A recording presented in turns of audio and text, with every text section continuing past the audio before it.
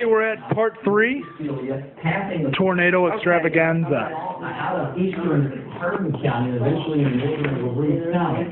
Folks in Roanoke should be taking shelter as we speak, as it move on off to the north and I'm going to help myself with some candy right now.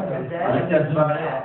And your dad is a water places that are in the path of this storm. Should that hold together? Very good chocolate. Very, very good chocolate. See all that? Come on, let's go. Okay, guys. Okay, I think we're okay. It's past us now. It might be past us.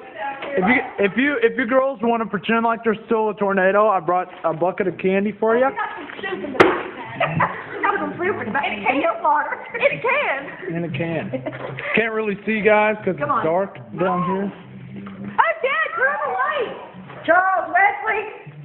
Charles Wesley Dole. Seriously, Mateo, Come on, let's go, guys. It's done. Past us.